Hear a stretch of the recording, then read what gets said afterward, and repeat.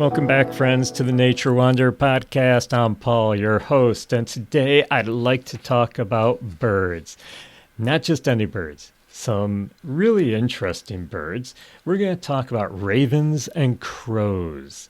Yeah, everything that's black flying through the air that's big is a crow. That's what everybody thinks, and it drives me crazy because they don't realize that there's ravens out there too. So I want to get into a little in depth with what's the difference between the two, because it drives me crazy when people confuse them.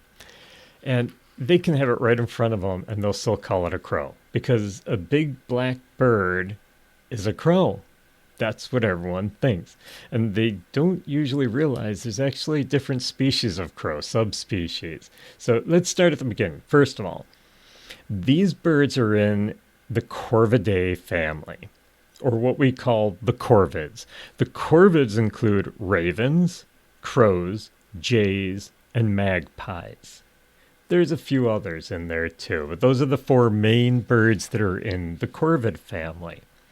Now, the corvid family, they actually are known as being very intelligent and playful birds.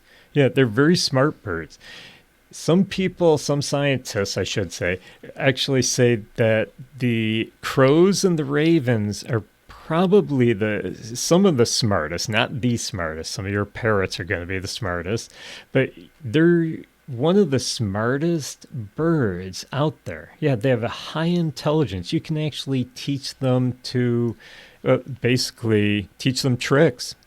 Some people have actually taught crows and ravens how to talk. I mean, they're mimicking us, but they can actually speak the English language just by teaching them. That's how intelligent they are.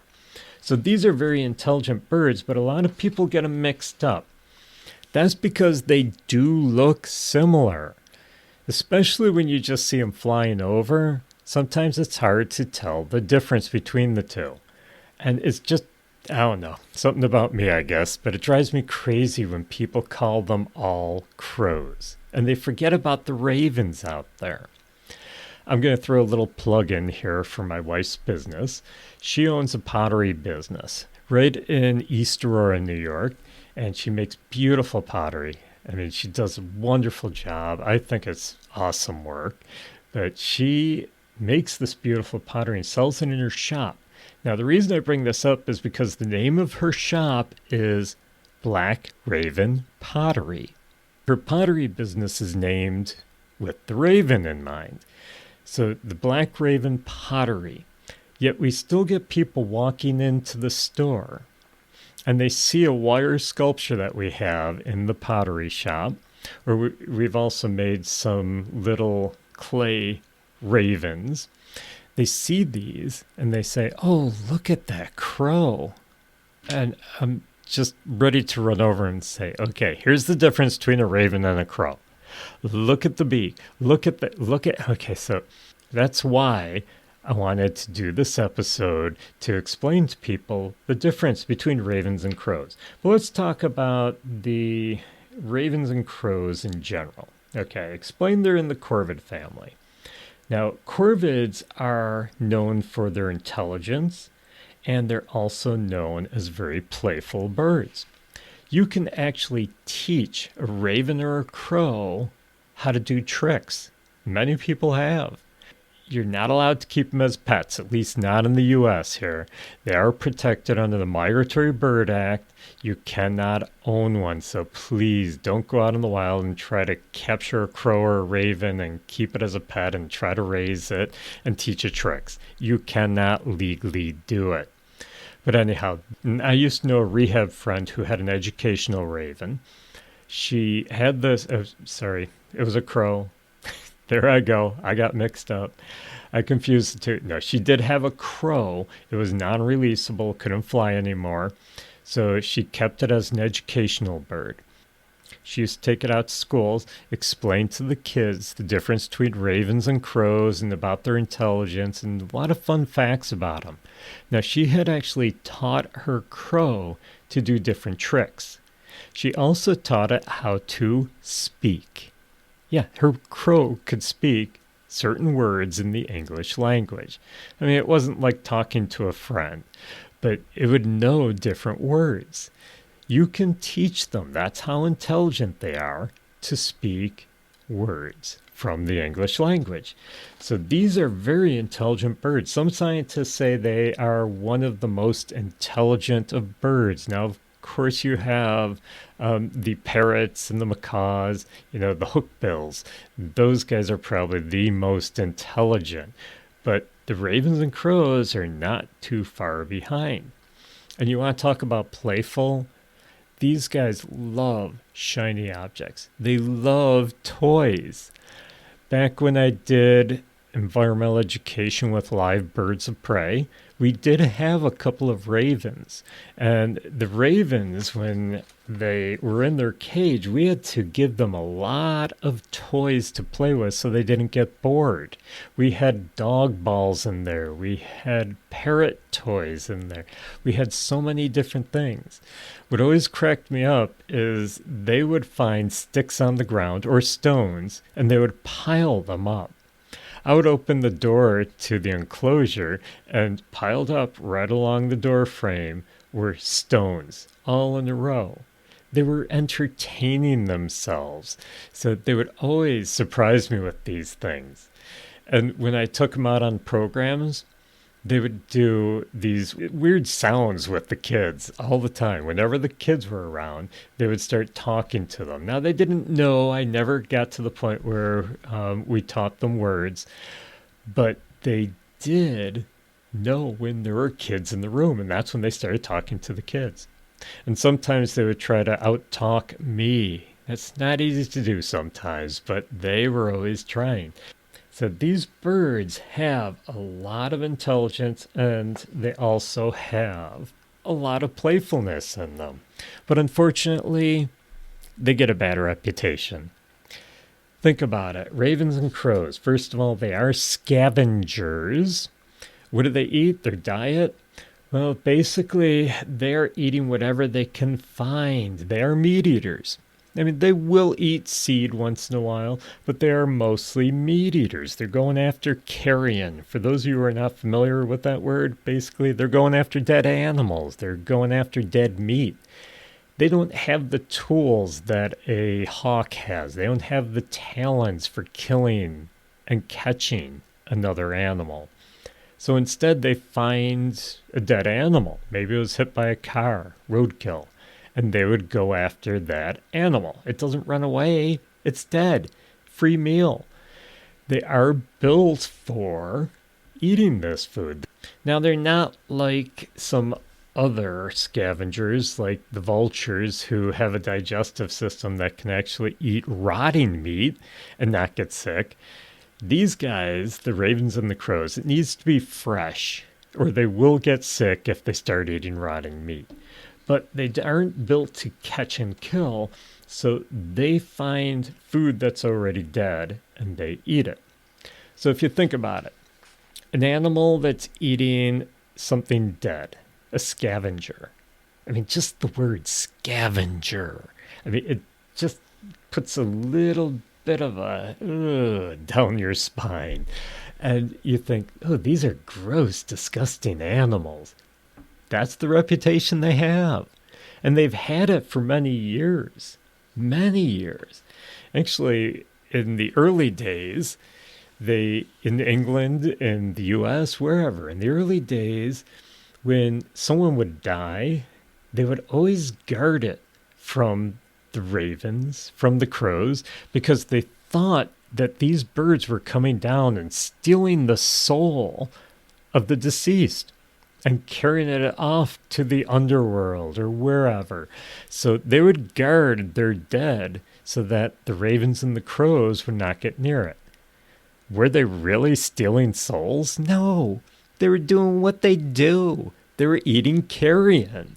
You have a dead body laying on a cart in the middle of the street as they take it to the cemetery. What are these guys going to do? It's free meat. I know it sounds disgusting, but that's the way it was. So they got a bad reputation a long time ago. And unfortunately, that reputation has carried on through the years. And if you think about it, when was the last time you watched a scary movie?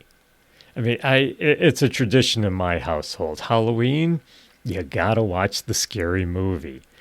Now, as I get older, I've realized that I can't handle these really scary movies. I don't know if they're getting better at doing scary movies, but they really scare me. So I have to cut back on the intensity of these movies. But I watch some of these movies with like witches or with demons, or who do they always have? A crow or a raven. Yeah, it's always in the scene somewhere. Where do you see them? In the cemetery, on the cemetery fence, next to the cauldron that the witch is stirring. Even some fun witch movies that are made for kids, they've got the crow or the raven in them, though. This is the reputation these poor birds have gotten. And it's mostly because, hey, they're black in color and they eat dead stuff. Black in color, what does that have to do anything?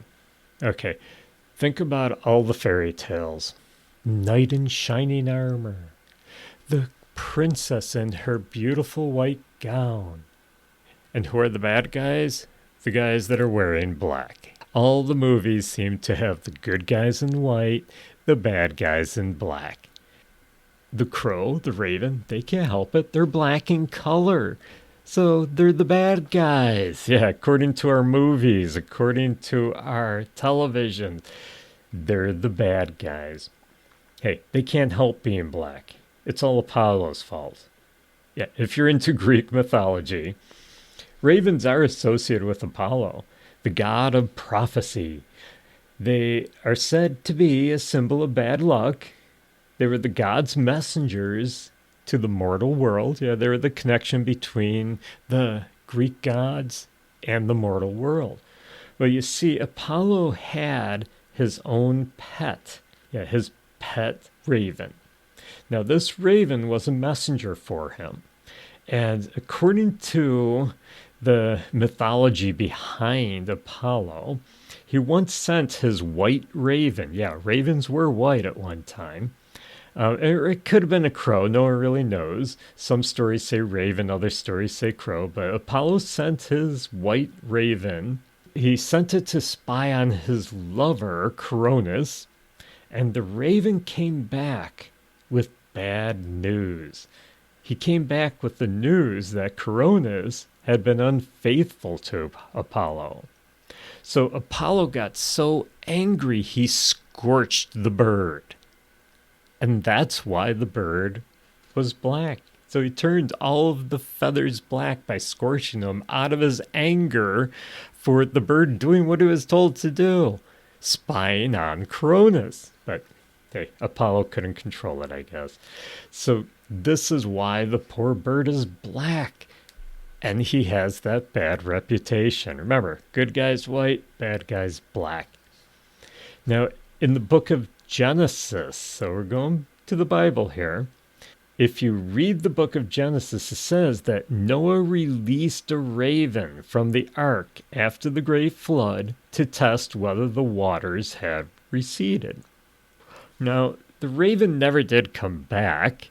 Well, why didn't the raven come back? Well, they say that, he probably was feeding on the corpses of all those who had drowned in the flood. All of a sudden, he's got all this free food out there. Why is he going to come back? Well, he should have. He's an intelligent bird. There is a legend in England that actually looks at the raven as being a good bird. So not all the stories are putting the poor ravens and crows as being the bad guys. If you're familiar with England, legend says that the kingdom of England will fall if the ravens ever leave the Tower of London. Yeah, the Tower of London. Lots of ravens around London. Several hang out at the Tower of London, and they say that these birds are good luck for the empire. And if these ravens ever leave, or if they're taken away, that the kingdom of England will basically fall. It'll collapse. There was a time where Charles, I think it was the second, he wanted the ravens removed. He ordered that the ravens be removed because the royal astronomer was working in the Tower of London, and he was watching the stars. He was doing his astronomy thing, and these ravens were getting in the way. They were a nuisance to him, getting in front of his telescopes and pooping all over everything. I don't know, but they were just being bothersome to him. So he went up to King Charles II and he asked them, "Hey, can we get rid of these darn birds?" And Charles said, "Sure." Till someone told Charles about the legend, and Charles was like, "Oh, well, wait a minute here. We can't have these birds gone if that means that England is going to collapse." So what did he do? Well, he moved the astronomer to a different location and he protected the ravens.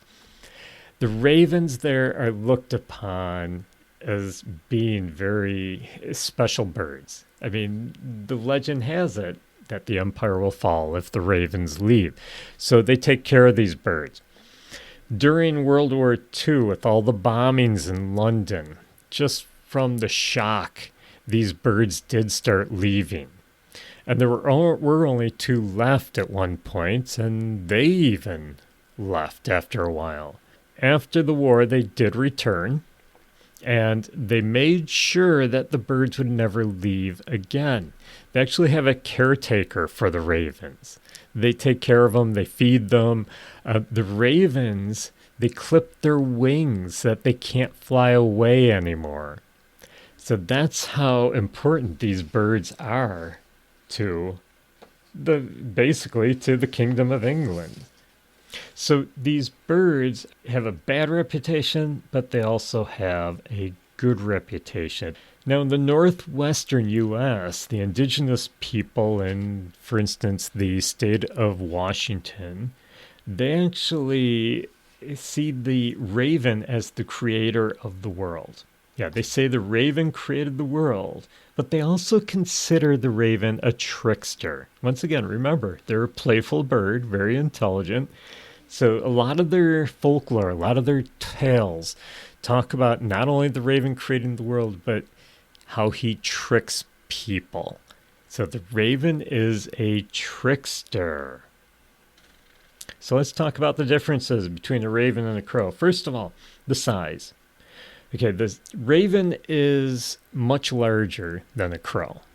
Of course, I've seen some pretty big crows around lately. Crows can get to be a large bird. They're much larger than a robin.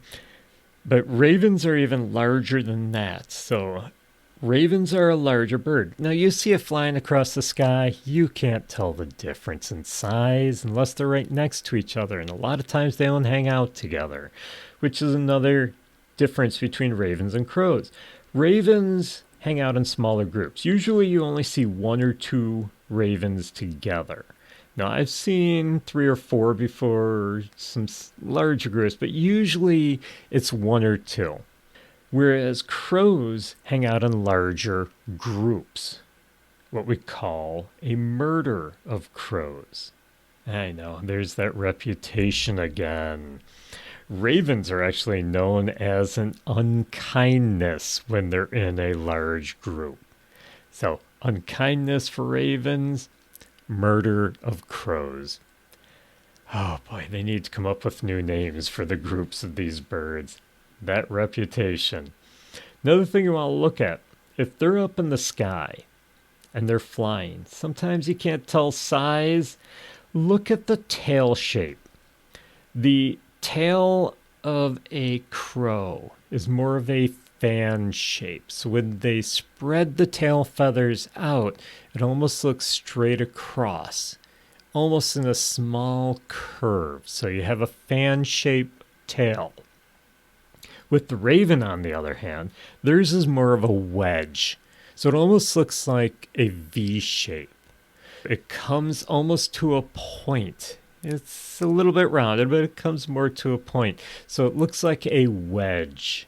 So that's the difference in the tail shape. And of course, the beak is different. If you do have them perched up in a tree and you can see the beak up close, or you have a good spotting scope and you can see them sitting in the tree, look at the beak.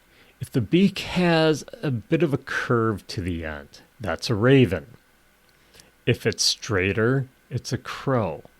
And it's really chunky, really large, that's the raven. Crows, their beaks are a little bit thinner. So that's the difference in the beak. And of course, what I always do when I'm trying to tell the difference is I'm listening. Yeah, I usually hear them before I see them. Now, everyone knows the sound of a crow. It's more of a cawing noise. Sounds like.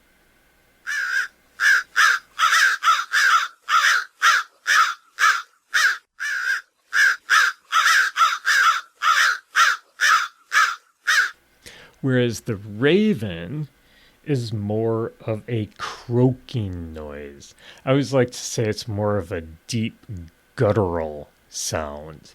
So they do more of a croaking noise. The raven sounds more like this.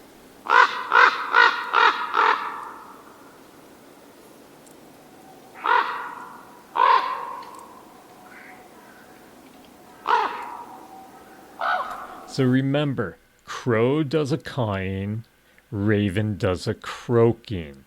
So those are the main differences to tell the difference between these two birds. Size, raven is larger, hanging out in groups, larger groups for the crows, smaller groups for the ravens. Doesn't mean if you see one or two flying through the air, it's a raven. Okay, crows will be solitary once in a while, but they usually like hanging out in groups. The tail shape, if it's a fan, it's a crow. If it's a wedge, it's a raven.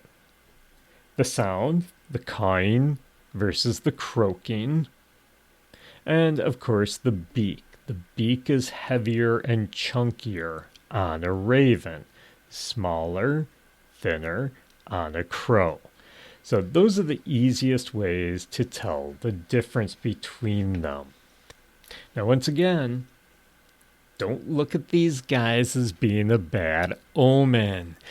A lot of mythology, a lot of old stories do put them one direction or the other. Some say that they're a sign of good luck, but most of them unfortunately say you see a crow or a raven, it's a sign of bad luck, but it's not. Okay, don't believe those.